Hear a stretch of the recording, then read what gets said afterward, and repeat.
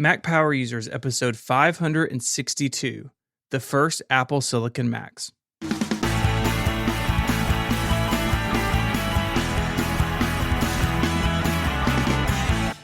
Hello and welcome back to Mac Power Users. My name is Stephen Hackett, and I am joined as always by my friend and yours, Mr. David Sparks. Hey, Stephen. Are you excited about these new Apple Silicon Macs? I am so jacked up about this. I know we've been talking about this for a really long time, and it's here. So we're going to get into this new system and everything Apple is doing, but we want to open the show with something really special. We've been able to sit down and interview Kurt Knight. He's a senior director of platform product marketing at Apple. We got to spend about half an hour with Kurt talking about the M1 and Big Sur and what it all means. At this point, too, I just want to say that we're talking about Apple Silicon Macs today, and the next week on episode 563, we'll be talking all about macOS Big Sur. It's out now. Our advice always is to maybe give new OSs a little bit of time before you move to them, especially in a production environment. But we'll really get into that next week. So I'm excited about this interview with Kurt that kind of bridges both of those things. Yeah, the nice thing about Kurt is he's been using Apple Silicon Macs for some time. So not only can he kind of give us Apple's end of what they did and why, but he can also talk to us about using it, which I don't think many people have done yet. Yeah. So we will let y'all enjoy this interview, and we'll be back in just a minute. So, gang, we are really excited today. We are joined by Kurt Knight. He's a senior director, platform product marketing at Apple. Kurt, thank you for joining us today. Oh, thank you. I'm excited to be here, and this is an exciting week for us. Yeah. So let's jump right into that. We've got Apple Silicon Macs with the M1, and of course, macOS 11. Big Sur is here as well. I thought maybe we could start with Big Sur. I think what most people will notice right off the bat is this beautiful new design. It's a big departure. You know, Aqua has evolved over the years, and Big Sur is a big leap forward. What led to this happening now? Why is now the moment for this change? Yeah, I mean, as you say, this is a big year, not only because of that big design you mentioned. It's a big year for the update with what we're doing with apps like Safari and Messages. Obviously, we're supporting the move to Apple Silicon with M1, and we've marked that with, I think a pretty big, momentous name, Big Sur, as well as that shift to version 11. And I think that's something for me that's, pretty special. I started Apple when macOS 10 was in beta. And so moving to version 11, right? It's a real milestone. And I think that milestone really deserved a step back and to sort of reconsider, the operating system. And it wasn't a change for change's sake. I think what we did was really to, carefully consider, how everything should be, to make sure we're applying that craft that the design team has, and they have consistency, right? Both consistency within macOS, right? There's little things like every glyph and symbol and toolbars and sidebars, controls have all been redrawn so that they're, completely consistent across the system. And it's the type of thing that I think it's actually sort of the hallmark of great design in terms of it's instantly familiar. It's not jarring at all when you jump in. It just kind of feels in its proper place. I notice it the most when I go back to a system that's not on Big Sur. And that's when I notice, like, wow, how I feel like the new design is just so fresh. Kurt, it's interesting because when you made the switch to Intel, the whole narrative was, look, nothing's changed. Your Mac looks exactly the same. And with this change, this really feels like Apple is just turning the page and saying the Mac is entering a new era. The underlying chip processor is different and superior, and the operating system itself has taken on a new look. And that's a very different approach. And again, I don't think it's change for change's sake. This really is that, honoring the Mac, right? And that's the things like bringing back the boot chime. Yeah. But we didn't just bring back the boot chime, like we remastered everything. Everything's higher quality than it was before. We, kept that sort of attention to detail, right? So there's also consistency, across platforms because, vast majority of Mac users also have an iPhone and iPad. And so having consistency of things like app icons is super valuable. So when you move from one device to the next, there's no sort of mental overhead. It's really natural. But we still wanted to do that in a way that was special to the Mac, right? And so that's when you look at the icons, there's still those, details and hidden surprises. When you look at the mail icon, you see the fine detail of Apple Park, California, and the zip code, etched on the flap, and the hammer and Xcode has the X inscribed in the tip of its handle. So there's still all of those details. That's really honoring everything that we love about the Mac. And one of the points you make there is that, the consistency with the other platforms, but now we are getting the other platform apps on the Mac, which is kind of awesome. So we've got iOS and iPad apps coming to the Mac. What do you see are some of the benefits for users and developers with this change? Well, for consumers, day one, they're going to have hundreds of thousands of new apps they can use, right? That's new games, more content they can watch, more apps for, just everything. And for developers, that's a huge new customer base for their app with no development required. And I think it's going to be a great on-ramp. We already have, the top apps tend to have native versions across all of our platforms. But what we see is, sometimes there's those smaller niche apps that, they're doing fine on the iPhone and they're a small group and they haven't thought about going to the Mac. And I think what this will do is, A, their app is suddenly there without extra work. And B, it's a great way to validate the market. I think there's a lot of people who are going to realize, wow, it's worth taking that extra step and making a universal app after they see the reaction that their app gets. All right, I got it. I got to know. I'm sure you've been using one of these a little bit. What was the first iPhone or iPad app you ran out and put on your Mac? I gotta say, Among Us, my kids got me into it, so that was one that I loved using. And when I talking to other people, a lot of the apps of what they use are very special purpose to them. I've got one person who, for him, it's a baby monitor Sure. that that was only available on their phone. But when he's in the other room working on his laptop, now he can have the baby monitor up. For someone else, it was the ability to control the hot tub and turn the hot tub on. And so I think everyone's going to have that one app that's just going to be kind of game changing for them. So you're telling me if I get like one of those, what is that, barometric chambers, I can control it with my Mac? Maybe there's hope for me. Yeah, exactly right. I have a lot of questions, David, about how you're spending your free time all of a sudden, but we'll just. I don't even know if I got the word right. This is great. We're getting to know each other. I love this. Yeah. So Big Sur has this new design. It has this new app experience, but Apple has also spent time this year improving a lot of the core apps that just make the Mac the Mac. And the thing that I think of first, and really the app that I think maybe is the most Mac-like on the whole platform, is Safari.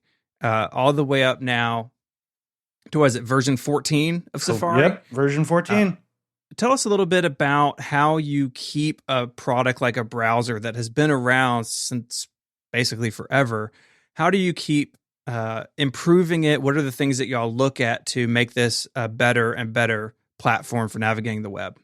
Well, we're looking at what customers are doing. I think there's a couple core principles there. Privacy has been one that we've been really focused on since day one, right? When we launched the browser back in 2003, right? We're the first browser ever to block third-party cookies by default. And that, there's steps like that where we've been leading the industry. And we continue to push on things, right? The privacy report is one of the new features to really surface to customers, all of the apps that are trying to track you and how Safari's protecting you, right? And you're able to get reports for individual websites or all websites. We also look at things like extensions as an area where there's been a lot of customer interest. And so we've taken steps to make it really easy for extension developers to bring over extensions they might have developed for other platforms by supporting the Web Extension API.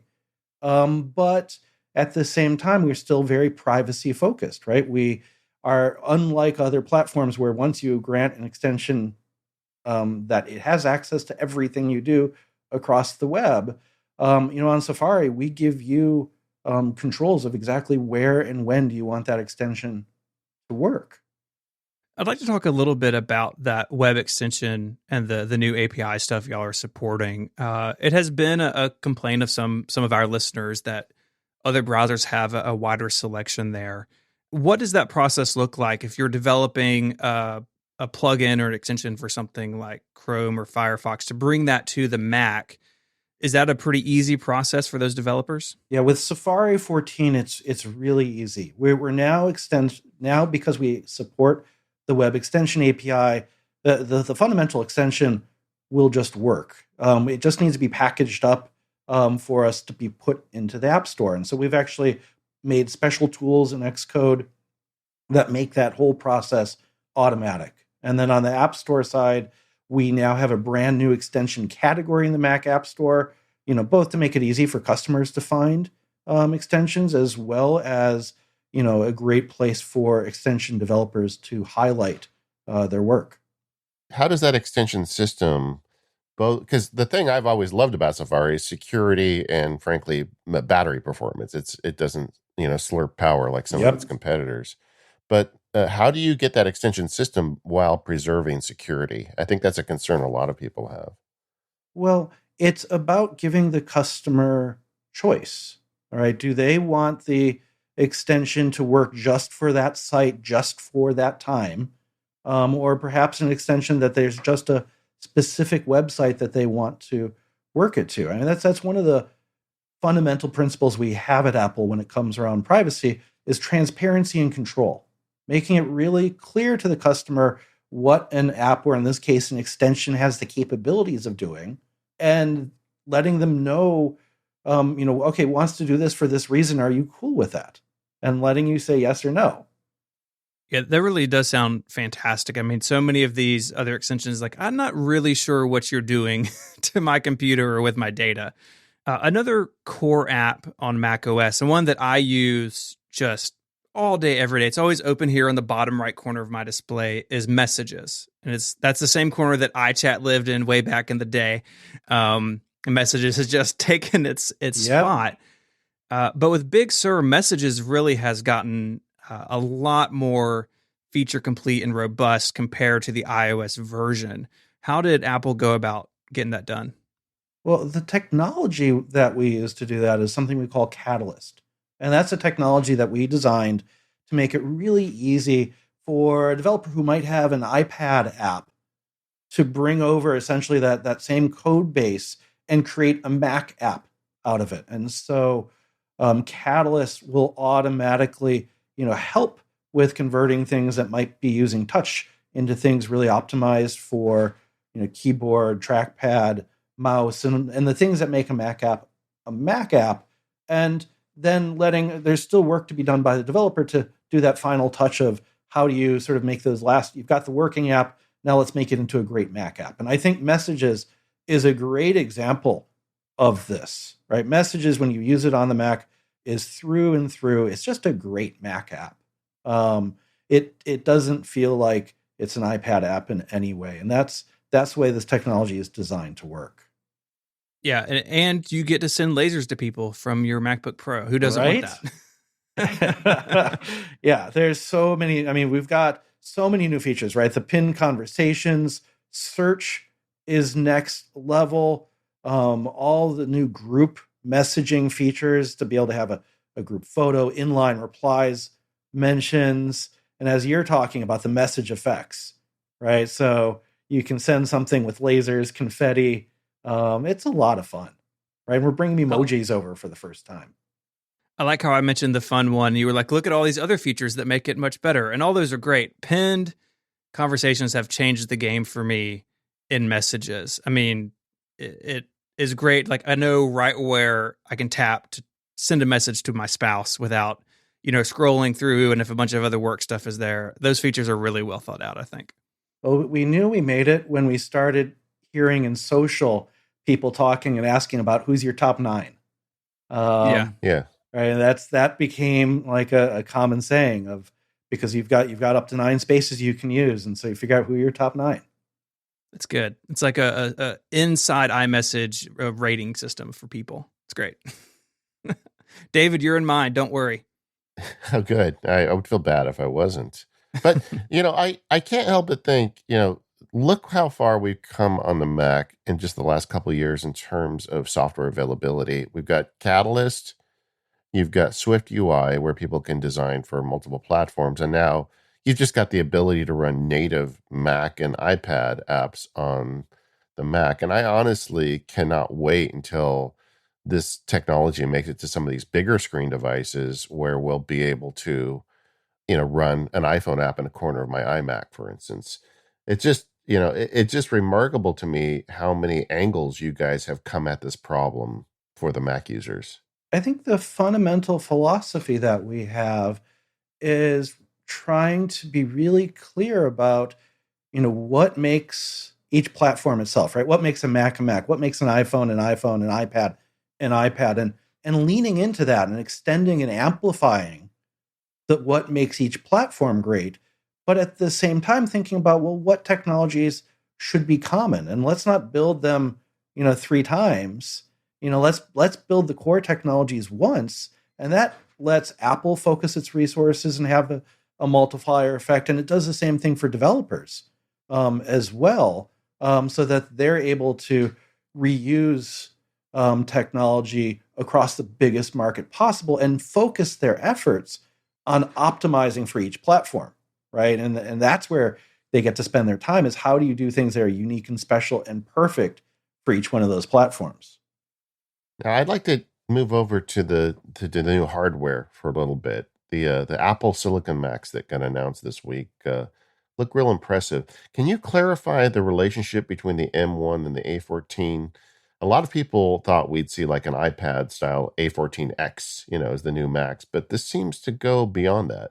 Yeah, well, I'm not the chip person, so I'm not going to talk too much about that. But the M1 is a new family of chips that are designed, actually specifically for the set of computers that we introduced yesterday.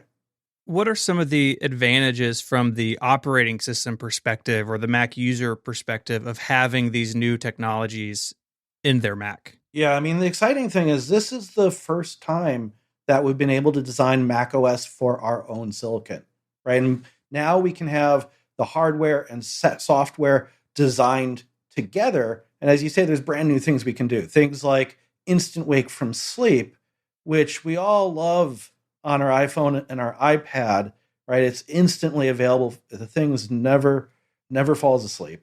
And now you've got that on your Mac. You just open the screen, it's ready to go. Tap on the space bar, it's ready to go. Yeah, could you explain that a little bit further? Because we saw that, Craig Federighi's very sexy demo of that, but I didn't really understand. I mean, what does that mean in comparison to like an Intel Mac? And also there's the idea of the instant app load too. And, how does that work? Yeah, well, you really got to try it to really feel it, because I know, I mean, the Macs wake up pretty fast today. And so there is kind of well, how much faster can it be? It really is that much faster. And that really goes across the entire system. Once you use one of these things, you notice how just insanely responsive everything is. You click to launch an app, even really professional apps like Final Cut Pro, and it just launches. The responsiveness is just so fast. And I think a big part of that, there's a lot. I mean, obviously the chips themselves are powerhouses, and that's a big part of it. But another big part of that is our unified memory architecture, right? Where on a previous system, you'd have different components, CPU, GPU, and memory would be in different places. And what you would have to do is move data formats, between those systems, and they might use need to be translated into a different format. And each time you have to copy, move, translate, it adds just a little bit of latency. And so with the unified memory architecture, we have everything in one place, and you don't need to translate, you don't need to copy, and all of your different components can just get access to that data super fast. And that is, one of the secrets to how this thing is just so snappy and responsive. Yeah, Stephen and I were talking about this offline yesterday. The term bus really is appropriate because you were busing data all over your computer. And that's just not true anymore, right? Exactly right. You don't need to hop on the bus, you're already there. I'm thinking about the episode of Magic School Bus. My kids watched it recently, like how a computer works. And of course, it was in the 90s, right? So you have like big parallel ribbon cables going everywhere.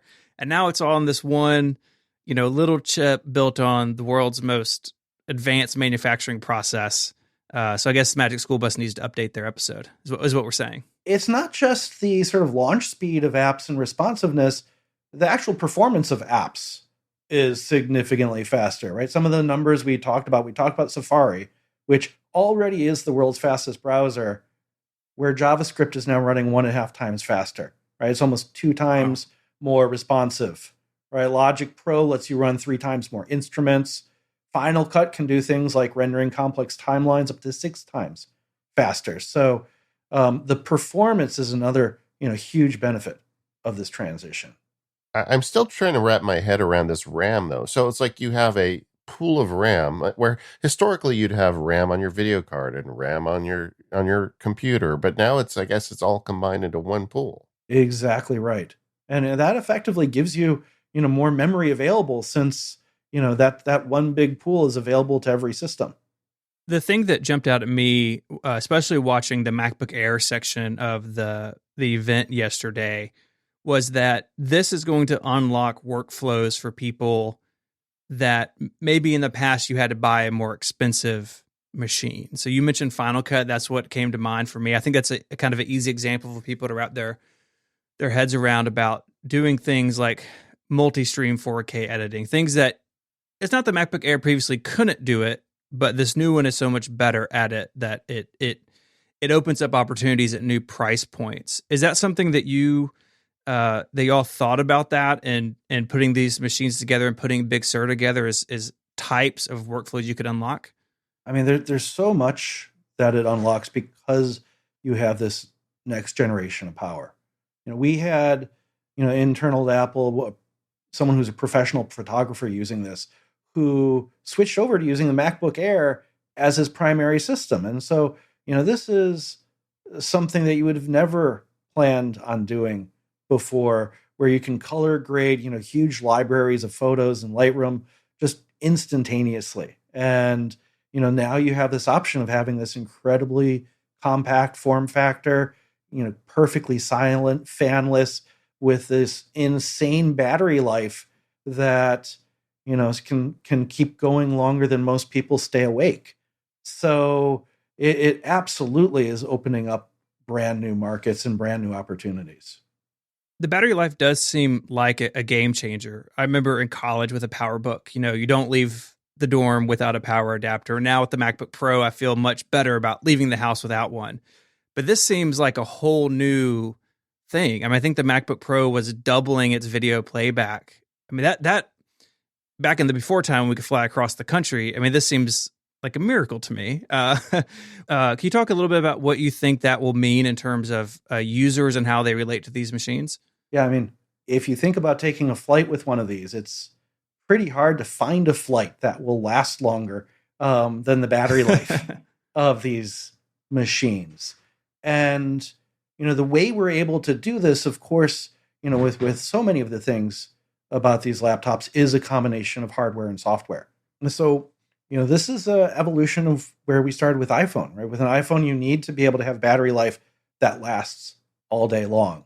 And so as we increasingly made the devices more and more powerful, we couldn't do that by using more battery, right? We had to make them more powerful while continuing to be incredibly power efficient, or actually becoming even more power efficient. And one of the things that Big Sur does really well, taking advantage of the new M1 chip is optimizing for the M1's performance cores and efficiency cores. So, if you're doing something that really doesn't need too much power, we can just really optimize and focus on those efficiency cores, but immediately switching over the second you do something that needs whether sustained performance or long performance. Maybe it's just downloading a web page in an instant, or maybe you're actually editing some raw video. It's able to adjust, and so what that means is you get really quiet performance and incredible battery life. It's able to give you the best of both worlds. There were several references yesterday in the keynote about how you're able to kind of incorporate programming tasks into your own custom silicon. And I think they made reference at one point to video encodes, like that is now just offloaded to the new custom Apple silicon. So it's going to go way faster than when we used to have to do it in software. But there wasn't a lot of detail. Can you give us a little more explanation of how that works and some of the tasks that you're trying to put onto the silicon itself at this point? Well, what we've been able to do is when we design the chip, we understand the workloads of how people use Macs, right? And so we were able to design the chips and optimize for the tasks that people are doing, right? Something that we've never been able to do before until we had our own silicon. I mean, that sort of integration is something Apple has talked about for a long time on its other devices. I think in particular about the iPad Pro, this incredibly powerful device that I can carry in my backpack and not even notice the weight, right? And it's exciting to us as Mac users to see some of that coming to the Mac, that integration. Does that change the way that you think about features in the OS, where you can now, I guess, go down the hall and talk to the chip guys and say, hey, we would like to do this sort of thing? Like, what does that sort of look like now in this new world? Exactly right. So without, getting into talking about the future, can definitely tell you, the experiences that we've had developing iPhone and iPad, it's a two-way conversation, right? Sometimes we're seeing amazing breakthroughs in hardware, and they're coming to us and look what we can do, and like we're thinking, wow, think about what we can do with that. And sometimes it works the other way. Like, here's a problem we're trying to solve, and how can you help us solve that problem? And so this is where Apple's strengths in hardware software integration, our whole culture of how we work together, really comes to play. And so this is just the beginning of that transition, right? This is amazing. We're going to have a seamless transition to these new devices, which are so responsive, so fast, such great battery life, the best security protections, we've ever had. So all of that day one, an amazing software story, right? So seamless transition on software and more apps on the Mac than you've ever had before. But we're just getting started, right? As you say, this is going to open us up the door to looking at brand new opportunities. I mean, it feels like in a lot of ways to me, it's like closing the chapter on something for me that started with the very first Mac I used back in college in the 80s. It's like, yes, of course, Apple would want to make their own silicon. You talked earlier about the low performance and the high performance cores. Will software developers be able to write into their software any way to address that stuff? So like they can also kind of customize the experience users get? The good thing is they don't have to. It's all done automatically. And so, which is actually a great benefit to developers because, the natural state of an app will fluctuate, millisecond to millisecond between what they need.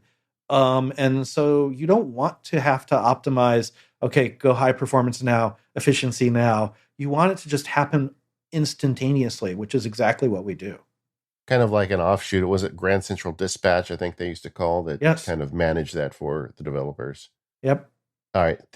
So now you've been using a Silicon Mac for a little while. I can tell you for me personally, I am super excited about just this whole idea of instant on and instant apps. But what are some of the things that were game changers for you? The first thing I notice is just how insanely responsive things are. Things that you never thought were at all slow before, but the way that everything just happens. And the other one is there. I literally thought the battery indicator was broken. I'd been using the thing for hours and hours, and the battery indicator basically hadn't budged. And I really thought it was a bug. But no, it's just a different level of what you're able to get out of the battery because this thing is so efficient. And that just it changes how you use the device. I mean, I think there's going to be people who it's not, you don't even need to charge every day. Like, depending on how you use the thing, you can go days without charging it. It's crazy. Yeah, Stephen and I talked a lot leading up to your announcements. Like, well, are they going to improve performance or are they going to go crazy with battery life? And I guess the answer is both. Yep. It is the best of all worlds. It's not often that you get to make that type of step function, right? Usually, moving forward is about making hard trade-offs, and this is one of these rare cases where we get to get it all. It's awesome. Well, Kurt, thank you so much for sharing some time with us today and your experience. Obviously, we are all super eager to get our hands on these new Macs and the way they work with Big Sur. And if anything, you've just got me more excited. David, Stephen, was awesome talking with you, and you absolutely should get your hands on those as soon as you can. My order is in. Same. This episode of the Mac Power Users is brought to you by 1Password. Head over to 1password.com/MPU in all caps to get 20% off. 1Password is the password manager both Stephen and I use. They've been a longtime sponsor of the show. We really appreciate that. But I was a paying customer long before they sponsored the Mac Power Users because I just think it's the superior product. 1Password is made by a team of people that are just dedicated to protecting your online and on-device security. With 1Password, you just need to remember your one password, and it takes care of the rest for you. So, you don't have to remember that long, complicated, unique password you make for each website. 1Password does that for you. It even comes up with that long, complicated password for you. So it's just a great way to have your cake and eat it too when it comes to online security. Another thing I love about 1Password is that it allows you to have a separate vault of data on your device. I just had to go to the doctor lately, and I keep a 1Password note with all of my notes whenever I go to the doctor. So when they say, when did you get that medication or whatever, I can just go into 1Password and they have what they call secure notes. And I've got this note in there with all the stuff in it, medications, visit history, and all that stuff. So I've got a secure way to keep my own personal medical data on my device. And if someone gets my phone and unlocks it somehow, they are not going to get to that data. And I use that for a lot of things, like all of my family's social security numbers and, anything else that you consider secret. Maybe if you're the colonel, and you had your 7 secret herbs and spices, you'd put it in a 1Password note. That'd be the way to protect it. So whatever it is you need to protect, you can do it in 1Password. It's just a great system. And on top of that, you get all that great 1Password secure login for all of your websites. It's a great service. They have plans for individuals, but they also have plans for family and business. I really recommend the family plan if you've got a family. I signed up for it several years ago when they first announced it. And the thing I've noticed is my kids and my wife are all using 1Password on a daily basis. And I think that's just a really great habit for them to develop. So I'm real happy with it. If you want to get 1Password, go over to 1Password.com/MPU. Needs to be in all caps to get that 20% off. That's the test part, so make it all caps. And let them know you heard about it here at the Mac Power Users. Thanks, 1Password, for all of your support of the Mac Power Users. So I think we start by talking through the Apple M1. Apple's been making their own systems on a chip for many, many years now. It started in the iPad and then the iPhone and then the watch and the HomePod. And now the Mac has joined that family. And this is going to be a process. Apple announced this back at WWDC that it was going to take up to 2 years. And what we've seen so far, the M1, Apple positions it in the event, which I think you and I both have watched twice now. I rewatched it this morning. Apple's positioning the M1 as their solution for their lower power, lower cost machines, right? Thin notebooks, the Mac Mini. There will be some other shoe to drop, which we'll talk about, I'm sure. for higher end systems. But they're starting at the low end, which I think is what a lot of people expected. But what is impressive to me, even though this is designed for their quote low end systems, it seems like a real beast of a chip. Yeah, I mean, we've all been kind of watching the benchmarks on Apple iPhones and iPads creep up towards PC performance levels, and even in some cases exceed them. And this has been going on over about 5 years now. Everybody started thinking, I wonder if Apple's going to stick with Intel forever. And we did a whole show on the Intel Apple relationship last month, which I'd recommend go listening to if you haven't, to kind of give some context to all this. But, for a variety of reasons we explained in that show, Apple is now running their own show with their chips. And this is a 16 billion processor or transistor processor. And the thing that, one of the things you have to wrap your head around, I was just talking to a friend about this yesterday, is that they have combined multiple chips into one. And this is something we really didn't talk about in an Intel show, but Apple's evolved the Mac chip system over the last several years, and they've been taking bits and pieces out of the iPhone and iPad system on a chip and putting them on the Mac. The T2 is a great example. That's in my iMac Pro. It's a security chip, but it also manages bus travel, like it moves data between the hard drives and the processor, and it does a whole bunch of little extra tasks. And that's gone now on the Silicon Macs, because Apple Silicon Macs, because it's just incorporated into their system on a chip. And they made a big deal about it in the presentation, how so many of the pieces have now been kind of folded into this one system on a chip. That includes things like the security, segment, and the video card segment. And then there's also, they have incorporated the RAM. And Stephen, can you explain that? Because I think that's something that's confusing for a lot of people. Yeah, it is confusing because this is a very unusual way to build a traditional computer. But what this unified memory architecture means is that there's basically one pool of memory for everything. So on an Intel Mac, or a PC that you may build or buy, you have regular RAM, where on some machines you could pop it open and upgrade, and that RAM was used as basically a buffer for the CPU. And so the more RAM you had, the more smoothly your system would run. It could handle things like big file operations more smoothly. Then you would have your GPU, and it would either have its own memory, or on machines with integrated graphics like the previous MacBook Air, it would borrow some of that system memory. But it was all divided out. So you had the CPU, and then you would have the RAM, and then you would have the GPU, and they were all separate. And information would have to be shuttled back and forth and translated back and forth. And what this system on a chip really means is that now there is one pool of memory, one pool of RAM, that all of these different components, the CPU, the GPU, the neural engine, they can all pull and push data to it all together. And that speeds up operations across the whole system.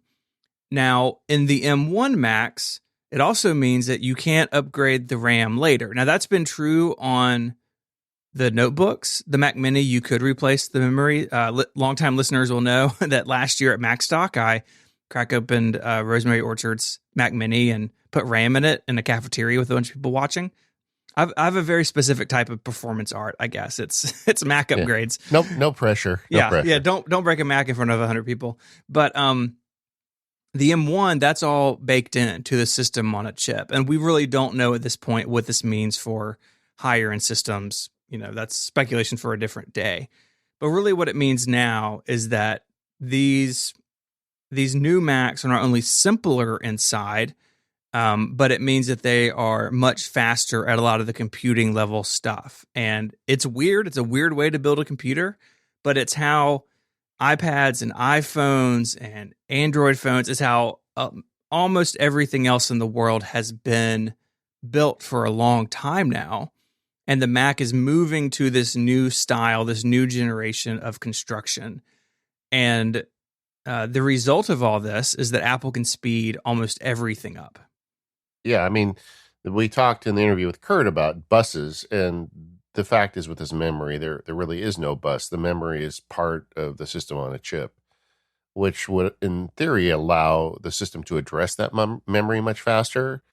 And whether it's calling to that memory for video or for compute power, it would be very versatile or agile in terms of what it Right. does with the memory.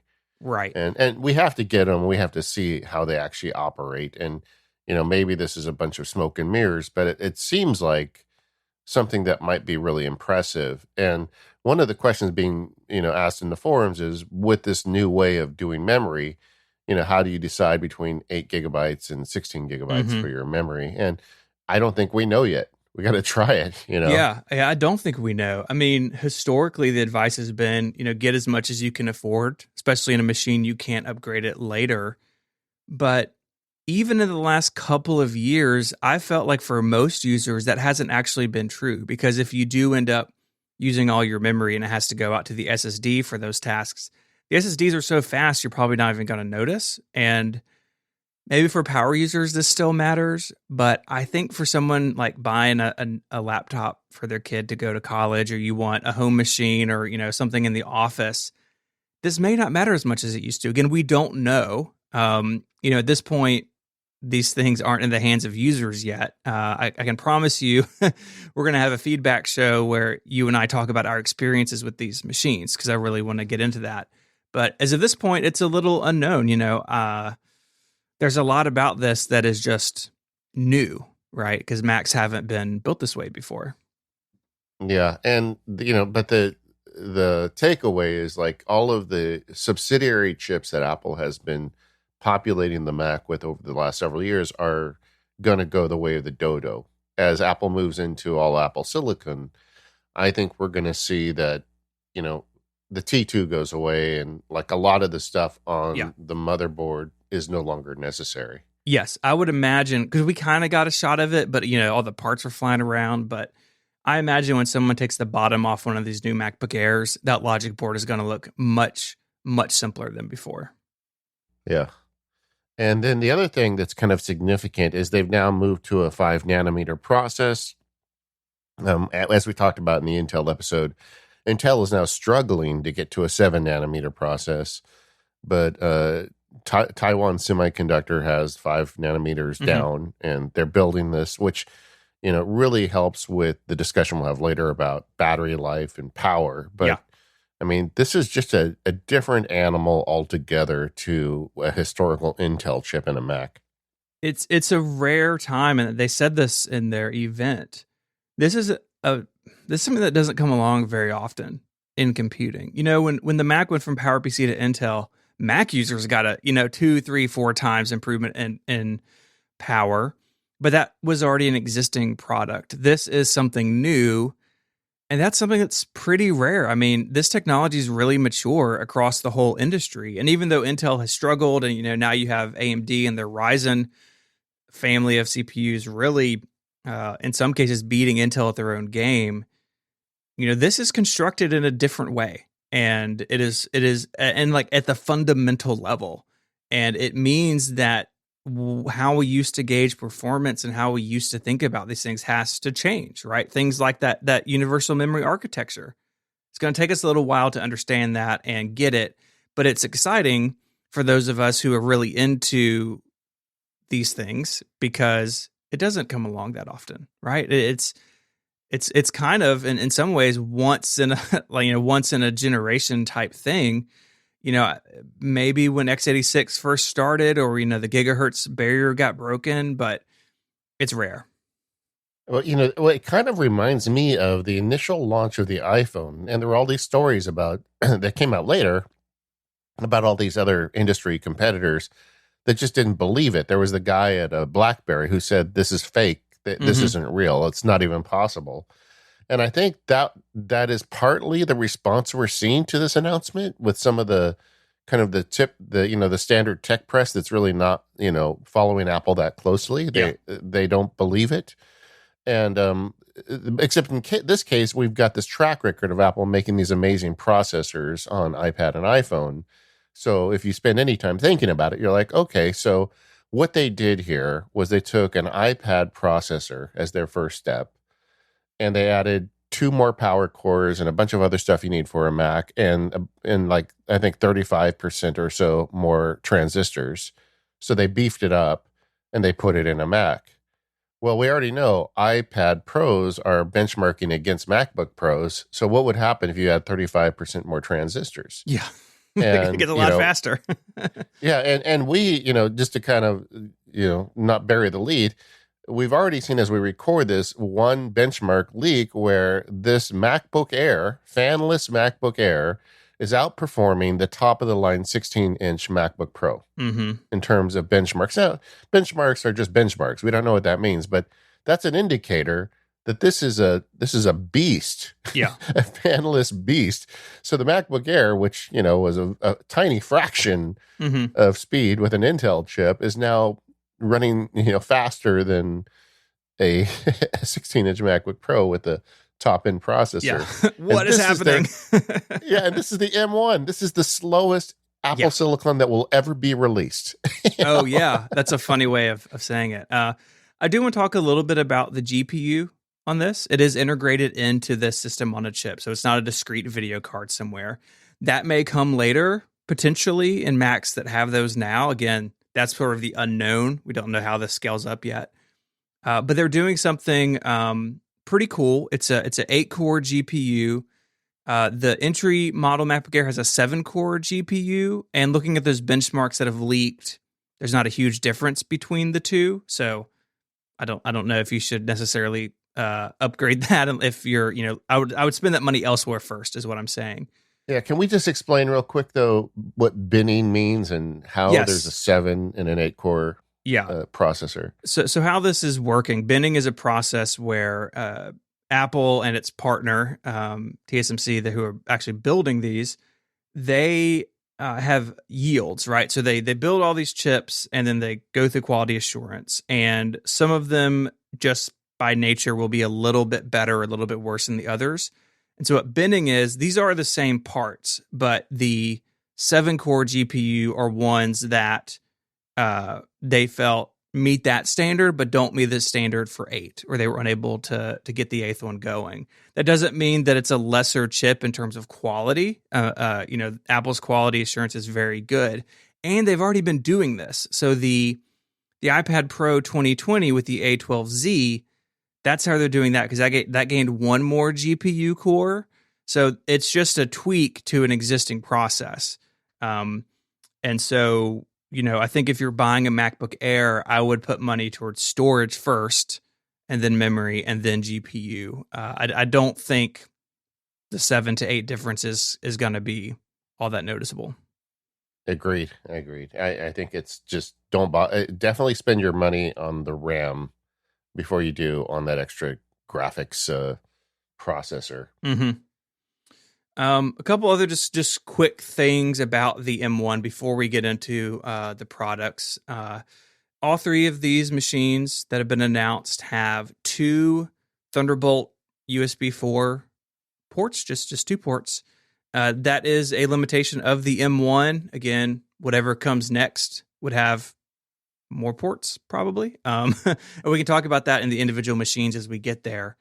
They all also have 8-core CPUs, and they're doing what they did in the iPhone and iPad. You have 4 fast ones, 4 efficient ones, and Big Sur. And we talked some about this with Kurt. Is Big Sur can light those up individually as needed. So unless you need the high performance core, you'll be on the efficiency cores, just sipping just the tiniest bits of power from your battery, and then it can fire up those fast ones as you need it. There was something like that in the Intel world, but it kind of worked inside out from this, where you had your base clock and then it could turbo boost up to faster speeds, but it was, the same core. So this does work differently, but the idea is kind of the same. Hey, most of the time you don't actually need all the power of this when you're just, in iMessage and, reminders and sort of those sort of low energy use apps. But yeah, when you fire up iMovie or GarageBand or Final Cut, let's light those fast ones up when you're going to have a game going, light those fast ones up, and that's when it really kicks into the higher speed. Yeah, okay, so I want to talk about this for a second. This is a technology that Apple developed largely to keep your phone alive all day, right? Most Yep. of the stuff you do on your phone is low power stuff. You're not playing games on your phone 24/7 or rendering video out of iMovie on your phone. So for as you go throughout your day, they have the same situation. They've got these kind of efficient cores, which are smaller cores, don't use as much power. And that's the whole problem here is power, you know. And then they have the performance cores that draw more power that but give you better performance. And the software does the job of, or the operating system does the job of figuring out when you need low power versus high power. And they're going to always favor low power because keeping your phone alive all day is really important. And so they brought that technology over to these laptops. And you've got the same thing. You've got in this case, you got 4 efficient cores on the new MacBooks and 4 performance cores. The thing that is just keeping me awake at night is at some point we're going to get the M2 or M3 or M1X or whatever that's going to be made for an iMac. Okay. An iMac is plugged into the wall 24/7. I don't think you need those efficient cores so much with an iMac, right? Yeah, I mean that's how I think about it too. So what if instead of 4 performance cores and 4 efficient cores, you had, 8 performance cores and 2 efficient cores, And the current, in addition to, beating the 16-inch MacBook Pro, the MacBook Air is in the ballpark with the entry-level Mac Pro. The computer that is on your desk that costs as much as a car, that one. And just imagine when they get around to putting this in the iMac, if they rearrange that balance for a computer that, keeping a battery running all day isn't important or isn't even an issue. What are we going to get then, Stephen? Ooh, a screamer is what we're going to get. It's going to be just ridiculous. Yeah. Yeah, I do think that on the desktops, they will keep the high efficiency cores, but I think you're right. The balance could be totally different and very exciting from a performance perspective. Yeah, well, I do think they want to have your computer not, slurp. Electricity is still, is still a limited resource, and we don't want to just waste it. But at the same time, I feel like when that thing wants to go fast, it should be able to go as fast as it wants. I'm just this is why I'm excited, gang, because this is like step 1, and there's all these extra steps coming down the road. And I feel like the step 1 is great. This M1 is going to make a MacBook Air and feel like a 16-inch MacBook Pro in terms of speed. That is crazy. And oh no, by the way, the price didn't change. Although I could make an argument that the price could have gone down because they're not paying Intel anymore. But then the flip side is developing your own chips probably cost a few bucks. Yeah, and look, all of those Mac Pros in that chip lab, they all had wheels on them. That's got to get paid for somehow. Yeah, they did. I saw that. Oh, I noticed it as a Mac Pro wheel fan. Well, not only that, after they installed them, they had to have a contractor come in to level the entire room to make sure they didn't roll away. Talk about that. Mine's on a rug. It can't go very far. I did want to talk just briefly. We had questions about this from listeners about running Windows on these M1 Macs. And unfortunately, at this point, I don't have good news for you. So you have Windows itself, and then you have the tools to virtualize. One, Boot Camp is gone. So you're not going to be able to dual boot these into some other OS like Windows in the past. That's gone. It's still there on Intel. It's still in Big Sur on Intel Macs, but on M1 ARM Macs, no more Boot Camp. Parallels and Fusion, which are the two, I think, most popular ways of virtualizing another OS on top of the Mac. Neither of those products are ready today. I've got a blog post I'll put in the show notes that I wrote talking through the state of Parallels and VMware Fusion. And basically both of them have said, we're working on stuff. We'll be back later. Even when those tools are available, or something like VirtualBox, there's a couple of different free kind of open source tools. even when they're available, at this point, your OS options are going to be really limited. All Apple showed at WWDC was an ARM compatible version of Linux running as a virtual machine. And Parallel says that was a prototype version of Parallel. So I'm very curious what that means. Like, what does it look like to have a prototype version of a virtualization software? But currently, Windows, even so there is an ARM version of Windows, we should say, and you can go out and buy Surface Pro X and a couple of other devices that run the ARM version of Windows, and the ARM version of Windows has gotten better. Microsoft recently announced new compatibility for it in running old Intel Windows apps. But Microsoft, nor Apple, nor any of these companies have said anything about being able to virtualize Windows for ARM on these M1 Macs. That doesn't mean it won't always be impossible. I read a paper, and I'm not even gonna. I tried looking for it today, and I couldn't find it. If I can find it, I'll put it in the show notes. But it was a really deep dive into some of the architectural reasons this may be difficult for Microsoft to do. And honestly, I don't know if Microsoft has a lot of reasons to do it, especially when they sell the Surface Pro X that is an ARM device. And so if you really have to run Windows on your Mac, these are not the machines for you currently. That may change, it may not, but currently, at least, if you're dependent on that, you're going to need to keep an Intel machine around or pick up, a PC to have those tasks done. Yeah, I'd be shocked if Apple was ever as good at running Windows on Apple Silicon as it was on Intel chips. I mean, it's just such a, it's a different processor. I would recommend if you need to run Windows to get your work done and your Mac is near end of life, you should be looking into buying one of those Intel Macs before there's no more available. Yes. And get one that'll last you 4 or 5 years, and you'll be fine. And by then, the whole world will be different anyway, and you may not even need it. But but I think relying on Apple and Microsoft to dedicate a bunch of resources to make Windows scream on these computers is probably not a good idea. The switch here is you get all your iPad and your iPhone apps on your Mac, but you're not going to get Windows, and I don't know that you ever will. Yeah, and it's just a trade-off that people need to weigh for themselves. And I'll say too that if you do upgrade to one of these and you need to run Windows for stuff, like I like the Surface line. I've got a Surface laptop and it's great. So there are good options if you need to run Windows. Unfortunately, fancy new Macs, not one of those options. This episode of Mac Power Users is brought to you by Indeed.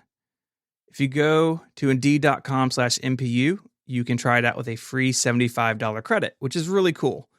So what is this? What is Indeed? It is the #1 job site in the world, has more total visits than any other job site, according to ComScore.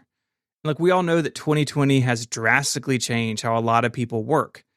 Businesses are challenged to be as efficient as possible, and it means that every hire is really important. And there's a lot of great people out there, and Indeed helps you sort through all of that stuff. It lets you help find quality candidates quickly so you can focus on hiring the person you need to keep your business going. And unlike other sites, Indeed gives you full control and payment flexibility over your hiring. So say that you're not always hiring, right? Maybe you're a smaller business and you need to hire somebody now, and maybe you need to hire somebody again in 3 months. Well, Indeed lets you pause your account. There's no long-term contract, so you're not paying for something you don't need. And now, Indeed's new way of matching you with candidates instantly delivers a short list of quality people whose resumes on Indeed match your criteria, and you can contact them the moment you sponsor a job, making Indeed the only job site that can move as fast as you do. I've hired people, and like you're sorting through piles of resumes on your desk. Indeed takes all that away. 73% of online job seekers in the US visit Indeed each month. Indeed can help you get the quality hire you need. That's why more than 3 million businesses worldwide use Indeed for their hiring. Right now, Indeed is offering MPU listeners a free $75 credit to boost your job posting, which means more quality candidates will see it. Try Indeed out with a free $75 credit at Indeed.com/MPU. This is their best offer anywhere. It's really cool. So that's Indeed.com/MPU. The offer is valid through December 31st. Terms and conditions apply. Our thanks to Indeed for their support of this show and Relay FM. So Apple just didn't announce the new M1 chip. They also put it in some computers, which is That's good. the important part. Yeah. And the first one they announced was the new MacBook Air. So the MacBook Air has a long history of love, frankly, in the Apple community. I feel like that wedge-shaped MacBook Air, the really kind of the second iteration of it, might be the most beloved Mac from our audience. I mean, because so many people own those, and some people are still rocking them after all these years. And then it got weird because they had the bad keyboard and the Retina one. They finally fixed that last year. But man, this new MacBook Air that they've added the M1 to, I feel like is the spiritual successor of that one we all loved 10 years ago. Yeah, I think so. It really looks fantastic. Apple didn't do anything with the design, so it looks as good and feels as good as ever. My wife has one of the Intel Retina MacBook Airs, and anytime I pick it up or need to use it for something, it's like, oh, everything about this design is good. So they didn't mess with any of that, right? If it's not broken, don't fix it. Yeah. What is cool about this is all that stuff we spoke about with the M1 is now in this MacBook Air, and they made it fanless. One thing we spoke about leading up to this was, the iPad can do all this without a fan. Could they bring that to the Mac? And they had that 12-inch MacBook that was fanless, and it struggled, and it really wasn't fast enough, and Apple finally ditched it. But with Apple Silicon and the M1, they're able to run this completely silently. And I think that's going to be a really big deal for a lot of people. Yeah, I mean, this is just a tiny bit bigger than what Gray called it, the MacBook Adorable 12-inch. And it's just a tiny bit bigger, but it has a keyboard that works, and it has performance of a current 16-inch MacBook Pro, and it has no fan. So it's like, wow, what a computer. So it incorporates all the M1 elements we talked about. This is the one where you can choose between the 7 and the 8 core GPU. The entry level is got that 7 core. We talked about binning in the last segment. So the ones that ended up in the 7 core bin are in this entry level MacBook Air. But as Steven said, I don't think the difference is going to be negligible. I mean, if you're a Mac Power Users fan and you just want to have the greatest, go ahead and upgrade.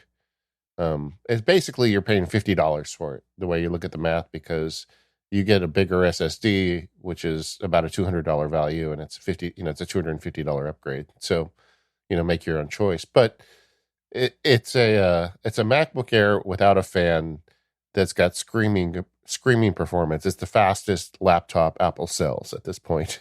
Yeah, crazy. And I'm really happy they did the MacBook Air first. It's the most popular Mac. Apple, anytime Apple talks about the MacBook Air, they mention that it is their best-selling 13-inch notebook. It is extremely popular, and I think that a lot of people who end up with one of these are going to be really happy because it is so much faster. They were throwing out numbers like the CPU is 3.5 times faster. The SSDs are twice as fast. The machine learning, which, most users don't have machine learning tasks, but a lot of applications use it now. A lot of photo editing and stuff uses machine learning to, do fill and color correction and stuff. That's 9 times faster. And again, it's something that is completely silent. One thing that really bothers Mary about her MacBook Air, she's using it to teach remotely this semester. Our schools are currently all remote here, and she's on Microsoft Teams and video conferencing every day. And her MacBook Air, that little fan is just screaming all day, and it bothers her. She can hear it, her students can hear it, and when I told her that this was going to be fanless, she was excited because it really impacts her like every day that she uses her laptop.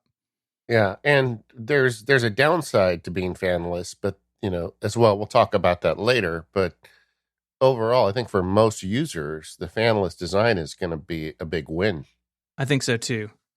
and just the overall performance, like you were saying, is just crazy. Double the speed with the SSD. Well, that's because you've got the T2 basically built into the chip, so the I/O is being governed by the processor, so it's going to go much faster. And then all of those processor gains, it's like a completely different computer, even though it looks identical on the outside. Mm-hmm.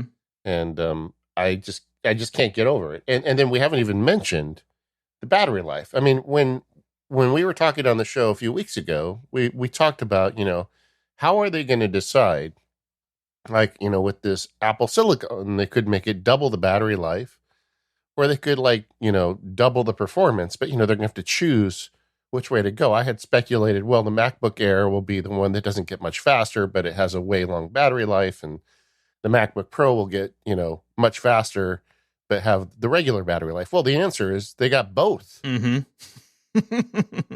Remember we said this is like a once in a generation thing? That's it right there. That all of these things, there's a slider between efficiency and performance, and Apple was able to dial that in on this.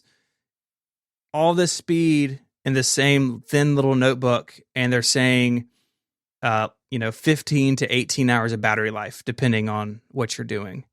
That's unbelievable.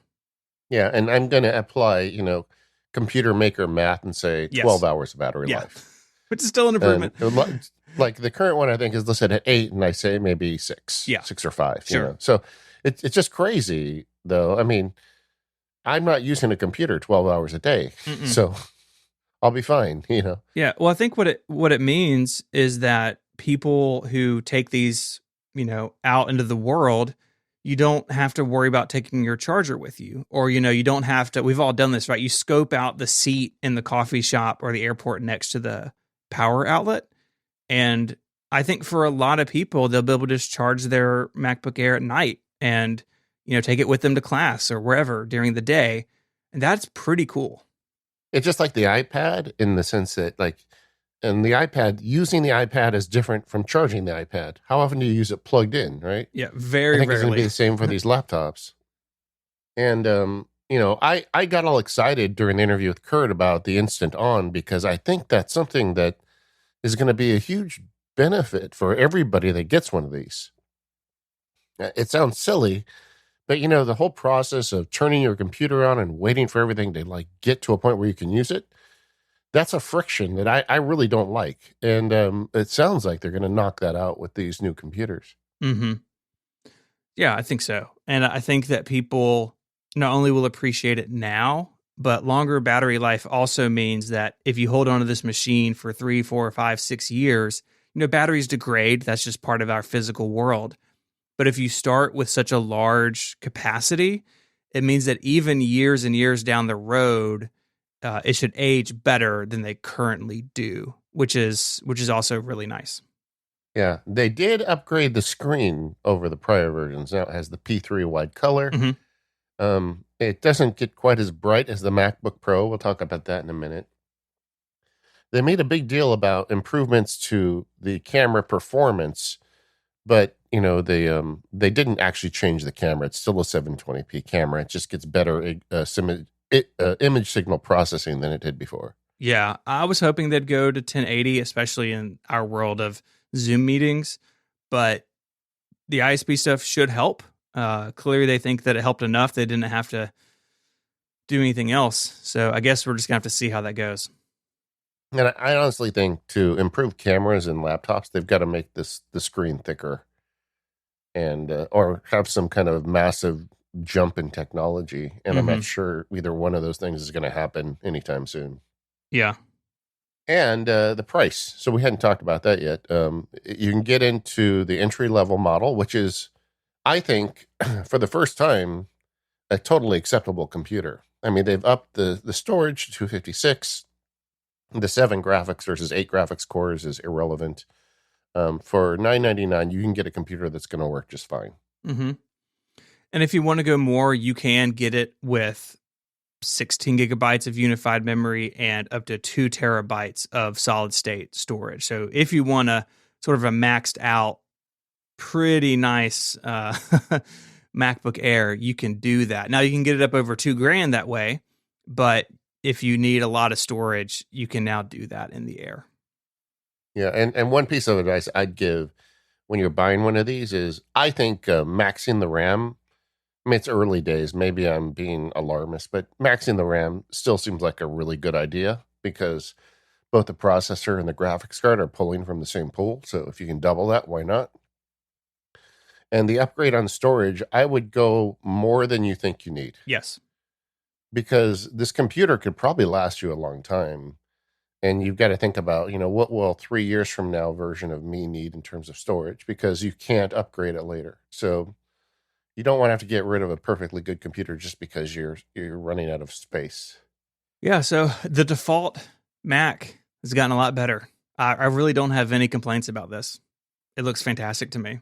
It's so easy to recommend the MacBook Air. I mean, it already was before this announcement, but now it's like, if someone tells me they want a laptop, I say just get a MacBook Air, choose your storage, Mm-hmm. And I think for most people, it's fine. I mean, during the demos, they were running a 4K video render on it. They're doing stuff on this thing. Just get back to that benchmark. It's benchmarking higher than the 16-inch MacBook Pro. So anything you can do on a 16-inch MacBook Pro, you can probably do on this. Mm-hmm. Now, there's an issue with the fans and probably sustained performance. I suspect it'll get slower for like long renders, but for the day-to-day stuff, this thing is going to be fine. Yeah. And what I like about it is it gives a user headroom. So if you buy this, I like the college student example. If you buy this for a college student and then they end up doing, engineering or design or scientific stuff and they need more computer, a few years later, this gives them that ability. It gives them that breathing room because this is so powerful. Where in the past, maybe you would have hit the limit of what the MacBook Air could really do comfortably. And then, you've got to upgrade to the Pro. I think that this gives people more flexibility as their needs change. And again, that leads to longevity, which is fantastic. Should I talk about what I bought now, or you want to wait for later? Let's talk about it as we go. So what did you do? I bought a MacBook Air. Nice. I'm trading in my MacBook Pro for a MacBook Air. Okay. So your machine, this will be your computer, not a family. Well, I bought two because Daisy's computer is 10 years old. So okay, yeah, she's due. It's ready. I mean, the speakers don't work. The trackpad is really hard to press. That computer is barely lasting. And I kept telling her for the longest time, just wait. And then I got thinking, well, what if I just got myself the MacBook Air now and told her to wait like another year? Because they're going to be another great, the M2 or whatever. Mm-hmm. But then I thought, as a husband, there's only so far you can go, So we got her basically kind of an entry level with upgraded memory or upgraded storage for her machine, which will be fine. And then I got myself the MacBook Air, and I really went up and down on the difference between the Air and the Pro. And I guess, in fact, I'll explain my reasons why after we talk about the MacBook Pro, because there's some stuff that's involved here.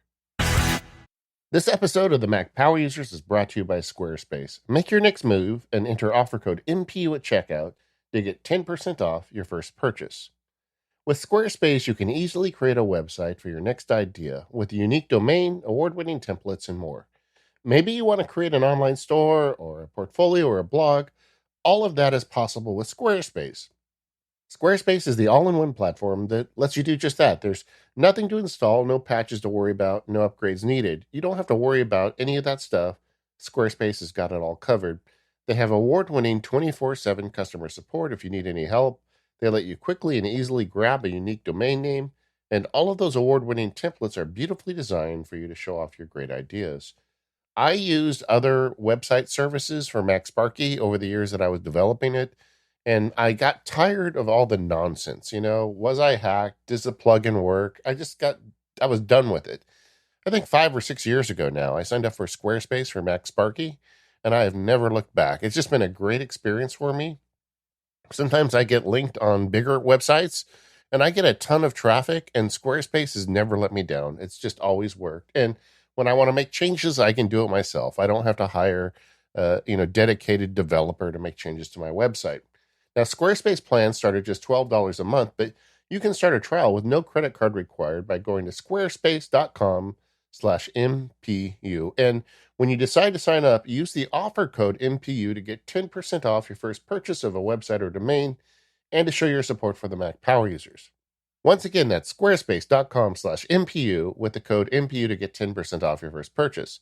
We thank Squarespace for their support of this show and all of Relay FM. Squarespace, make your next move, make your next website. So the MacBook Air was not the only notebook that showed up in this event. The entry-level 13-inch MacBook Pro did as well. So this replaces the 2-port 13-inch machine. If you remember, that line has been divided basically since 2016 into 2-port and 4-port machines. This is the 2-port variant. So we can get into maybe what that means in the future, but it is inside very similar to the MacBook Air. It does have the 8-core GPU, so you can't get the 7-core, which again, we don't think that that's going to matter that much. Roughly 2 hours better battery life. This is the longest battery life ever in a portable Mac. It's pretty cool. And it looks and feels and weighs the same as the previous one. Yeah, I mean, it just like the MacBook Air, on the outside, it looks the same. If you put two next to each other, I'm not sure to be able to tell the difference. Mm-mm. It's got the touch bar. It's got, a slightly brighter screen than the MacBook Air. But it has the M1 inside of it. Now, when we were leading up to this and doing all our speculating, I assumed that we would get, if we got a MacBook Pro, there'd be two different chips. There'd be, like in my head, the power efficient chip in the Air and the power or the battery efficient chip in the MacBook Air and the power, the big power chip in the MacBook Pro.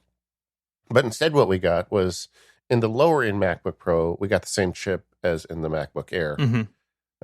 And I didn't really expect that, but it kind of makes sense. I think maybe people are buying that low-end MacBook Pro not necessarily for speed, but just for the additional features that come with a MacBook Pro. Yeah, they're a lot more similar than I thought too. I was kind of the same thought that you had of maybe the MacBook Pro would have more cores in it. Basically the same design, but maybe the Air would have 6 and this would have 8. But I guess they feel confident that having a fan in this gives it enough of a performance boost, especially over peak performance over a longer time, to sort of justify the difference between the two machines. Yeah, and that is really the key difference. So in the MacBook Air, there's no fan, so you don't have the noise of the fan. There is, as I understand it, a heat sink in there, which is going to try and dissipate the heat off the chip for you. But that's a passive cooling system.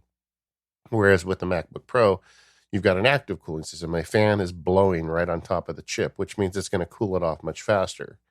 And for the computer, that means it doesn't have to slow down. Obviously the computer is going to be always watching the temperature of the processor, because what it doesn't want to have happen is for you to do a Final Cut render that literally melts your processor. Yeah, that's not good. And but I mean, without regulation, that is a possibility. I mean, those processors get extremely hot. If you ever run any of these apps that check your processor temperature and just keep an eye on it, it is ridiculously hot inside there. So with the MacBook Air, even though Mary doesn't have to hear the fan going off, when she goes to render out a Final Cut, I could see it taking twice as long as it would on the MacBook Pro with the fan with the same chip inside of it. Yeah, it could. Again, we don't know exactly how they stack up, but I think you're definitely right. In those longer term jobs, the Air is going to get throttled and slow down, where the MacBook Pro will have a literal breathing room with that fan and moving air. Shortly after we publish the show, hopefully benchmarks will start showing up and we'll be able to put real numbers to that and we'll report back. But I think you can guarantee that process intensive, long projects will be faster on Mm-hmm. this computer. Yeah, I think so. I think if your workload includes things like that, so for me, it's rendering, really long audio files on the road. That's really why I have a laptop, is to is to do shows while traveling. For me, for that sort of workflow, the MacBook Pro, excuse me, probably does make more sense than the MacBook Air, because the main reason for its existence in my life and my workflow is these long, heavy jobs, right? Rendering or volume matching and noise reducing, 2 hour long WAV files. It takes some time, even on a Mac Pro. It takes some time, and so I would probably be in that zone where the difference would show up. Now, if that's not your sort of work, or it's not very often that you're doing that sort of thing, unless you just really want the extra couple hours of battery life or are really attracted to the touch bar, I don't see a ton of reasons to go to the MacBook Pro over the Air, just to be completely honest. Yeah. So now I can go back to my decision, right? Okay, yes.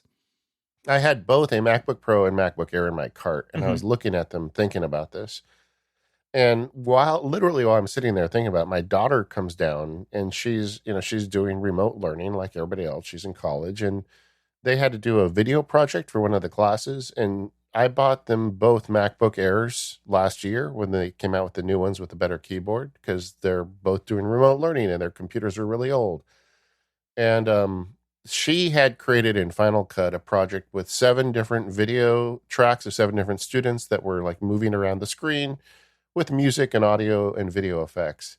And she had created the whole thing on her MacBook Air. And it was like only like a 7-minute long video, but it looked fine and it rendered fine in her, work on it. And then it rendered later out to a 4K video. And I realized, wait a second, this new machine is 3 times faster than that one. you know and I do all my production work really on the iMac Pro, which is currently in the shop, and we'll talk about that in more power users. But so I really do my production somewhere else, and the fanless thing is very attractive to me. One of the things of COVID is I find I'm using a laptop a lot more than I had done before, because we have 4 people in a 1,500 square foot house, and we're all trying to work, and I can't just like plant myself at my desk all day. Sometimes I have to get out of the room to accommodate somebody else. And so the portability of the MacBook Air, the fanless nature of it, and the fact that I don't need to do a lot of real heavy lifting on it, but I want it to be fast and efficient on the stuff that I do, like Microsoft Word and Obsidian and Pages and email. That's the stuff I really do when I'm moving around. Mm-hmm. So I just ordered the MacBook Air for myself too. Yeah. No, it makes sense. Yeah, and I upgraded the RAM to 16 gigabytes and upgraded the storage, but I didn't even upgrade the core. I just got the 7. I mean, I think that's fine. Yeah, I think so too. And so, and I can't wait to get it. And the other thing I would add is if you're thinking about getting one of these, the Apple trade-in program is not garbage. I used to think that if you're going to make money off it, you got to sell it through some other third party. But Apple actually made me a better offer on my MacBook Pro than any of the other like reputable people out there.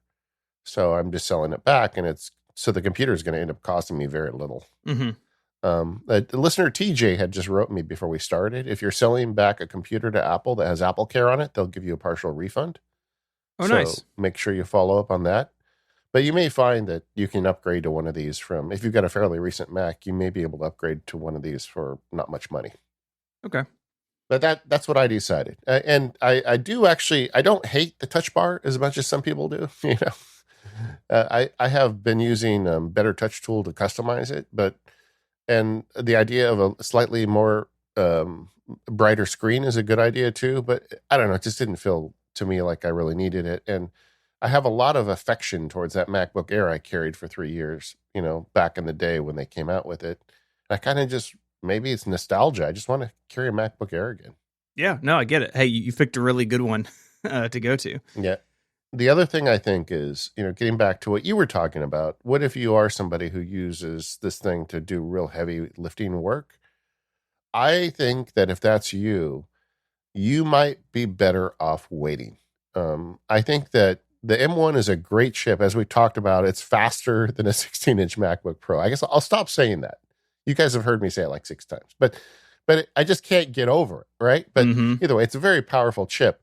But I feel like there is another chip somewhere in the Apple labs that's going to drive a 16-inch MacBook Pro and maybe a 14-inch MacBook Pro, or this 13-inch body. I don't know. But I feel like there's going to be a more performance intensive chip for the Pro users that we'll probably see sometime next year. That's going to make the M1 look like, the tortoise.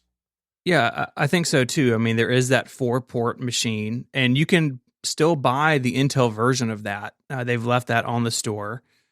And so, yeah, there's definitely another shoe to drop with this. And if you're making your living doing Final Cut on the Mac, I would say wait. I think if you're more like me, where it's production heavy, but not very often or not every day, then, and you really just want to experience the new thing, I think the MacBook Pro would be great. But there's definitely no harm in waiting because, again, this is the entry level stuff. I mean, we keep coming back to that because I think we're both stunned at how big these numbers are that not only Apple said, but these early leaked benchmarks show that this is a big jump forward. So it is exciting. It's also really exciting to see what could be coming, sometime next year. I mean, it's going to be such a different world in a couple years when this stuff makes its way to the iMac and the Mac Pro even. I don't know if we should have you on the show when we have numbers to compare the Intel Mac Pro to what they do on a Mac Pro. I think maybe you should take that week off. Yeah, I was going to say, I may need to dig a hole in my backyard and lay down in it for a little while. No, I'm going to be sad when the Apple Silicon, 16-inch MacBook Pro is as fast as in fact, in single core, my Mac Pro is competitive with this. Multi-core, it's not. Multi-core, it's way faster. Video stuff, it's way faster. But at some point, that gap will close, and then I will be very sad. Just like my MacBook Air is going to be nearly as fast as your Mac Pro. It has wheels. And when you look at with my trade-in value, I think I'm going to pay less for it than you paid for your wheels. So I don't want to talk about that. Saying. Hey, I donated that amount to St. Jude, so I know you can't guilt me over how expensive the wheels were. I can't guilt myself. Yeah, I mean, that is like a weird conversation to have about your current Mac being outpaced and that sort of stuff. For me, I wanted something for a long time, and knowing this was coming, for instance, we're going to talk about Big Sur next week.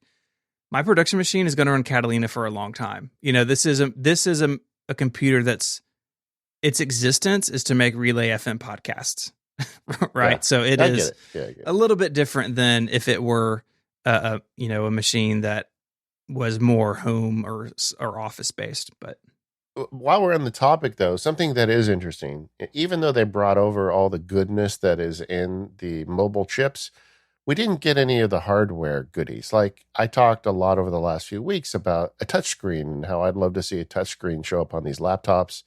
No, there's no touchscreen. Face ID is a permanent fixture on the Apple system on a chip and on the mobile devices. It's not a thing on these laptops. And I don't know. I talked in the interview with Kurt even saying, I think it's kind of good that the computers didn't change a lot. I think somebody going in who doesn't listen to Mac Power Users next week may buy an Apple Silicon a MacBook Air without even realizing what they're buying. And maybe that's the way they want it. But I do hope that in future iterations that we will get some of the cool stuff like touchscreen, Face ID, and some of the features we have in the portable devices into these laptops. Yeah, I think we will. I think you're right that this time out, it was about let's get this new technology in the hands of people and then start, really changing what the Mac is later. Yeah. Let's touch on the Mac Mini. Most of this conversation is very similar between the MacBook Pro and the Mac Mini. It has a fan. It's the same size as before. It is silver and not space gray, and it has fewer ports and a lower RAM ceiling than the Intel Mac Mini that you can still buy. So I kind of think there could be a more powerful Mac Mini coming as well with the M1X or, whatever they end up calling it. But if you're a developer or you run a Mac Mini headless and, do computation stuff on it, this seems like a good option. All of these can also drive the Pro Display XDR, so you can hook a Mac Mini up to a display whose stand costs more than the computer if you want to do that. Yeah, or you could buy 10 Mac Minis. Yeah, that's a thing. Yeah. So, in those benchmarks that have floated around, the Mac Mini is the fastest by a little bit. I think probably because it has just more breathing room with the fan. But in terms of performance, it's going to be very similar to that MacBook Pro. I think as a result, there's probably space in there for a future Mac Mini that, gets the more powerful chip. And then it'll be very easy as a consumer to decide which one you need. And I also think this is going to make taking the Mac Mini and putting it on a regular upgrade cycle finally something more doable, because they're not beholden to Intel. And if they're making these chips, when they update that chip for the next MacBook Pro, they can update it in the Mac Mini at the same time. And I just think overall the Mac Mini may have a much more regular upgrade cycle going forward. That's my guess. I hope so. I really do, because a lot of people like those. They're very versatile because you can basically just stick them anywhere, which is great. So yeah, I'm hopeful about the Mac Mini future as well. This episode of the Mac Power Users is brought to you by Woven, the all-in-one calendar perfect for busy people like us. Feeling disorganized can really impact your work. I know if I feel like I've lost grip on what's on my calendar, that I feel adrift at sea. And one thing that I do on a regular basis, a couple times a week, is sit down and look over the next 3 or 4 days and make sure that everything I know about is accounted for, that I'm prepared. It really makes a big difference to me in the way that I work. Woven syncs all of your calendars into one easy place, including Google Apps, Microsoft 365, so you can see all of your time, both personal and professional, in one place. Woven builds scheduling links directly into your calendar, so you can use one-off links. You can quickly block time in your week using Woven's smart templates, so you can plan the perfect week. It has built-in analytics, so you can easily calculate where you spend your time, a feature that I really think is very useful and helps you make time for what matters most. You really should check this out. Take control over your calendar, improve your workflow, and as a listener of this show, you can try it for 21 days absolutely free. Go to woven.com or click the link in the show notes. That's woven.com. Our thanks to Woven for their support of the show and Relay FM. Another thing Apple discussed during the event was, how does this new M1 chip work with your old software and your new software? And I think this can get confusing, so I thought we should spend a little time just kind of talking through the options available to users and developers. Yeah, that sounds really good. It is very similar to what we spoke about on the Intel transition. There are several different ways developers can get ready for this. If they don't do anything at all, then their app would run under emulation, which is called Rosetta. That's just Apple's brand name for it.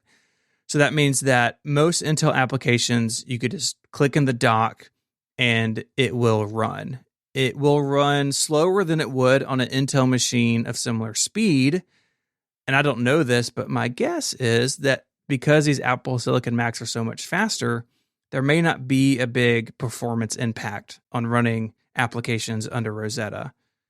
It may be faster. That's the weird part. I was just reading in Ben Thompson's newsletter. He had tweeted, there was a tweet from an Apple developer. If I can locate it, I'll put it in the show notes, basically saying that running a process on an Intel Mac took 30 nanoseconds, running it on an ARM Mac took 6 nanoseconds, and running it on an ARM Mac in emulation mode for Intel took 15 nanoseconds. And, so I don't know. And that's just one, that was probably something he picked, to make a point. And I'm not sure everything will be faster. But my guess is this is not going, you're not going to have the problem we had in the last transition. Like, I remember running Microsoft Office in the original Intel Macs was literally painful. It's like you would press an A on your keyboard and there was a noticeable delay between the time you press the key and it would show up on the screen. That is not going to be a problem with this transition. Not all Intel apps will run under Rosetta, but basically anything that normal users would want will. The list of fine print is pretty specific to high end stuff. So, yeah, right out of the bat, you'll be good to go. But if developers do a little bit of work, they can ship a universal app. And so this is one application that runs both natively on Intel Macs and Apple Silicon Macs. And they can be downloaded from the Mac App Store or from company's website. So somebody like the Omni Group, they're a longtime sponsor, but they had a blog post up today that I noticed saying that they're all ready to go. And so their apps are all universal, run natively on whatever platform you're on, which makes them, of course, way faster, and you won't be dependent on Rosetta. The apps will be screamers, and they're going to open really fast, like Kurt was talking about. You're just going to get all those benefits. And I can tell you, I have many developer friends, and I'm the lawyer for many developers too. And talking to developer friends in the last few months, I have not talked to a single person that said this process was very difficult. Like getting the transition over has been fairly simple. Granted, the developers I usually work with usually follow the rules. They don't have a lot of like weird code, but I think you're going to find that there are a lot of developers getting on the universal bandwagon faster than happened last time. Mm-hmm. In fact, I was talking earlier about Microsoft and how long it took them. They already have a beta out for Microsoft Office on this new ARM system. Wild. Yeah. Yeah. And Apple said that Adobe's working on Photoshop, and there's always some people who are a little late to the game, but I think overall this will be much faster than it was in the past. And a lot of that has to do with Apple's technology being better. And again, developers who build things in standard ways have less work to do.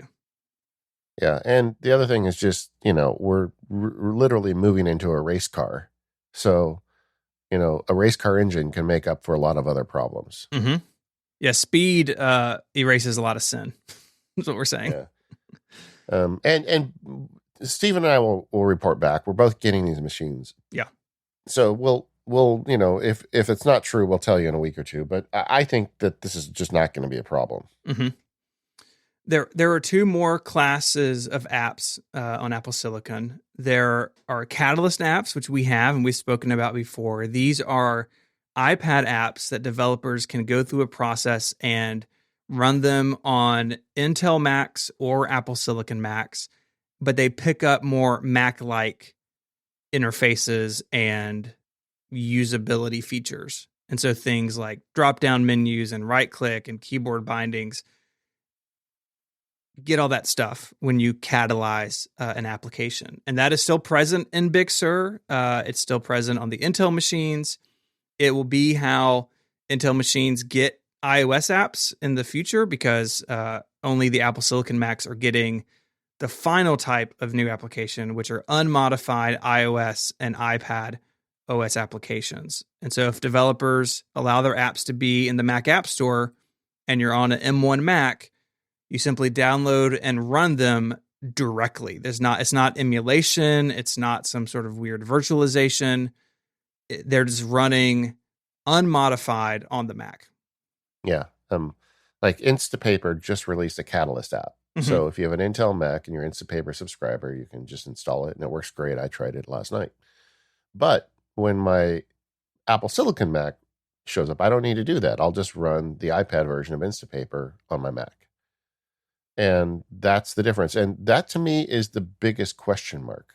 I don't know what that experience is going to be like. At this point, we know that if you have a trackpad, you'll be able to simulate some touch gestures, but you aren't going to be able to touch the screen. So, the interface that all those apps was designed for does not exist on the Mac, So I'm going to be really curious to see what the experience is of running them, because the idea in principle, I think, is amazing.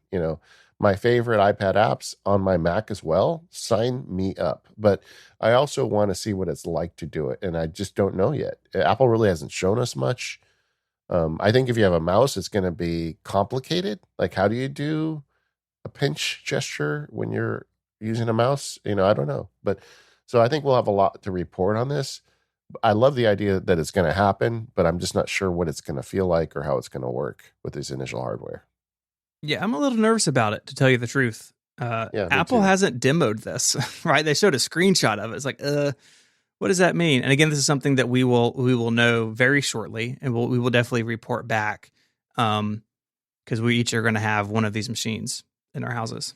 I think the trackpad will be essential. Like when Me too. they get this to an iMac, you're almost going to need to have a trackpad as well if you're going to want to do that. That's how I think about it too.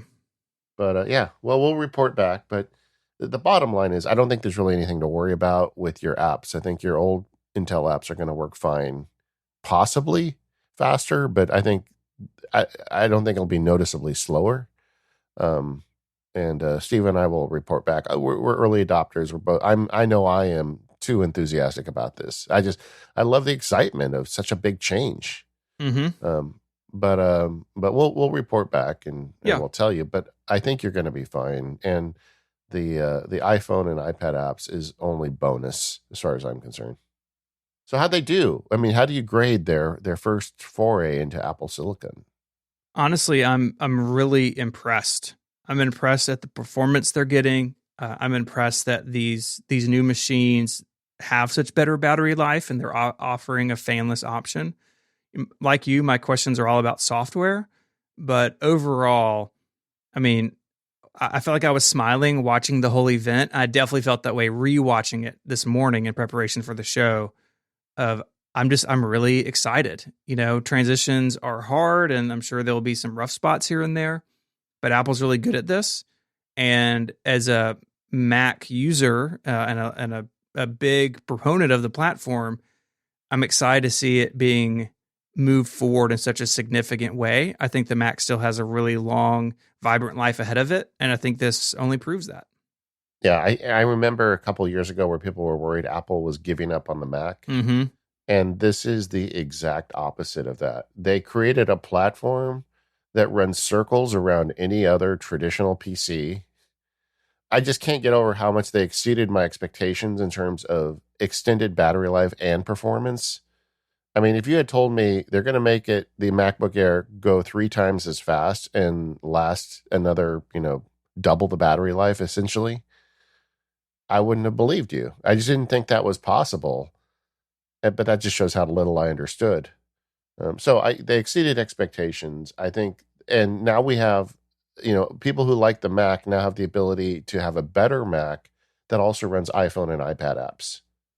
I mean, I can think of many times that I sit on my couch with my laptop with an iPad next to me because I want to do things that only I can do on an iPad. Mm-hmm. Now I don't need to do that. I mean, honestly, I can just do it all on my Mac, and I still need to figure out if the interface is right. And I don't even know what that means. Will my shortcuts work on the Mac? I'll tell you in a week, but I'm really excited about this. It's just fun. It's so much fun to talk about this and to see Apple doing it. It's going to be great. And this is the slowest ever Apple Silicon that will ever be released. I just, that goes faster than the laptop that shall remain unnamed. I don't know, man. It's crazy. And as Mac users, I hope you're as excited as I am, because I think, if you have the patience, more patience than me, that you can wait a year and see how this all shakes out. No matter what kind of Mac you want, it's going to be a screamer. And what does Intel do? What does Dell say to that when, people are going to see this real world performance, this instant on stuff, and compare it to their Windows PCs? It's like, wow, I have a lot of questions. I think that it's definitely possible that this is that this is a real clear point in the end of Intel's reign. And I think it's definitely possible that if Microsoft gets its act together with Windows on ARM, that we could see a big shift in the whole industry to chips like this. Apple's out there first. I don't know if other people will follow them, but I do think if you're a PC vendor and you're watching this, thinking about your own notebooks, it probably stings. Another question that's been in my mind for several years now is, how does Apple continue to keep an edge? I mean, for most of my life, the reason I wanted Apple software was because of the Apple operating system. The software was better. I mean, that's why I would buy a Mac. But increasingly, a lot of the work I do is in a web browser. And a lot of the legal software and a lot of the stuff I use is just basically a web service now. And whether I'm on a Windows computer or a Mac, it doesn't matter. It's the same experience in the web service. So I think Apple's answer to that question is, you want to buy our stuff because our hardware is better. It's faster. It's going to do that web service faster than any other computer. And, obviously, Apple's a big company. They worry about the same stuff dummies like me think about. And I think this is the answer to the question. Why do you still want to buy Apple stuff? Well, the hardware is so far superior.